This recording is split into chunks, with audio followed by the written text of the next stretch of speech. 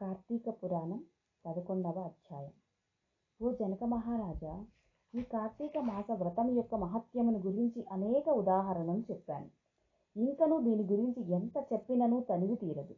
ఈ మాసమందు విష్ణువును అవిసె పువ్వులతో పూజించిన ఎడల చాంద్రాయణ వ్రతము చేసినంత ఫలము కలుగును. విష్ణువును అర్చించిన అనంతరము పురాణ పఠనము చేసినా, చేయించినా, వినినా, వినిపించినా అటువంటి వారు తప్పనిసరిగా వైకుంఠాన్నే పొందుదురు. దీనిని గురించి మరొక ఇతిహాసం కలదు. శ్రద్ధగా వినుము చెప్తాను అని వశిష్ఠుల వారు ఈ విధంగా చెప్పసాగిరి.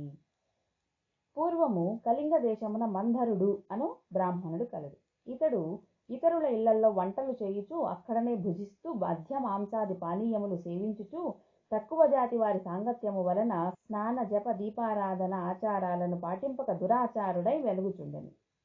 అతని భార్య మహాసాధ్వి, గుణవంతురాలు, శాంతివంతురాలు. భర్త ఎంత దుర్మార్గుడైనప్పటికీ పతినే దైవముగా నుంచి విసుగు చెందక సకలోపచారములు చేస్తూ పతివ్రతా ధర్మమును నిర్వర్తించుచుండెను. మంధరుడు ఇతర ఇళ్లల్లో వంటవాడుగా పనిచేస్తున్నప్పటికీ ఇల్లు గడవక చిన్న వర్తకము కూడా చేయసాగాను. దానివల్ల కూడా పొట్ట గడవక పోవుటచే దొంగతనములు చేయుచు దారి కాచి బాటసారులను బాధించి వారి వద్దనున్న ధనమును వస్తువులను అపహరించి జీవించుచుండెను. ఒక దినమున ఒక బ్రాహ్మణుడు అడవి దారెనబడి పోవుచుండా అతనిని భయపెట్టి కొట్టి ధనము అపహరించుచుండగా అక్కడకు మరొక కిరాతకుడు వచ్చి ధనాశచే వారిద్దరినీ చంపి ధనమును మూటగట్టుకొని వచ్చుచుండెను. సమీపమందున్న ఒక గుహ నుండి వ్యాఘ్రం ఒకటి గాండ్రించుచు వచ్చి కిరాతకుని పైపడెను. కిరాతకుడు దాన్ని కూడా చంపెను. కానీ ఆ పులి కూడా తన పంజాతో కిరాతకుని కొట్టిన ఉండటం వల్ల ఆ దెబ్బకు కిరాతకుడు కూడా చచ్చిపోయాను. ఈ విధంగా ఒకే కాలమున నలుగురు 4 విధముల హత్యలు చేసి చనిపోయినందున ఆ నలుగురు కూడా యమలోకమున అనేక శిక్షలు అనుభవించుచు బాధపడుచుండిరి.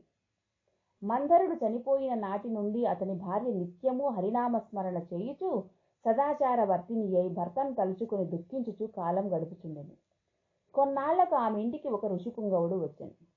ఆ వచ్చిన ఋషిని గౌరవంగా ఆహ్వానించి ఆర్ఘ్యపాద్యాదులచే పూజించి, స్వామి, నేను దీనురాలను, నాకు భర్త గాని సంతతి గాని లేరు. నేను సదా హరినామస్మరణ చేయుచు జీవించుచున్నాను. కాబట్టి నాకు మోక్ష మార్గమును ప్రసాదించుము అని వేడుకొనెను. ఆమె వినయానికి ఆచారానికి ఆ ఋషి సంతోషించి, అమ్మా, ఈ దినము కార్తీక పౌర్ణమి, చాలా పవిత్రమైన రోజు. ఈ రోజును వృధాగా పాడు చేసుకోవద్దు. ఈ రాత్రి దేవాలయంలో పురాణాన్ని చదువుతారు. నేను చమురు తీసుకుని వచ్చేదను. నీవు ప్రమిదను వత్తిని తీసుకొని రావాలి. దేవాలయానికి ఈ వత్తిని తెచ్చిన ఫలమును నీకే ఇస్తాను అని చెప్పిన తోడనే అందుకామె సంతోషించి వెంటనే దేవాలయానికి వెళ్ళి శుభ్రం చేసి గోమయముచే అలికి ముగ్గులు పెట్టి తానే స్వయంగా వత్తి చేసి 2 వత్తులు వేసి ఋషి తెచ్చిన నూనె ప్రమిదలో పోసి దీపారాధన చేసింది. అటు తరువాత ఇంటికి వెళ్ళి తనకు కనిపించిన వారికెల్లా ఈరోజు రాత్రి ఆలయమందు జరుగు పురాణ కాలక్షేపానికి రమ్మని అందరినీ ఆహ్వానించింది. ఆమె కూడా ఆ రాత్రంతయు పురాణమును వినెను. ఆనాటి నుండి ఆమె విష్ణు చింతనతో కాలం గడుపుచూ కొంతకాలమునకు మరణించెను. ఆమె పుణ్యాత్మురాలగుట వల్ల విష్ణుదూతలు వచ్చి విమానం ఎక్కించి వైకుంఠానికి తీసుకొని పోయారు.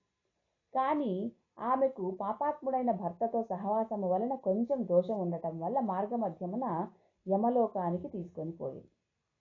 అక్కడ నరకమందు మరో 3 బాధపడుతున్న తన భర్తను చూసి, ఓ విష్ణుదూతలారా, నా భర్త మరో 3 ఈ నరక బాధ పడుచున్నారు. కాబట్టి నా యందు దయయుంచి వారిని ఉద్ధరింపండి అని ప్రాధేయపడింది.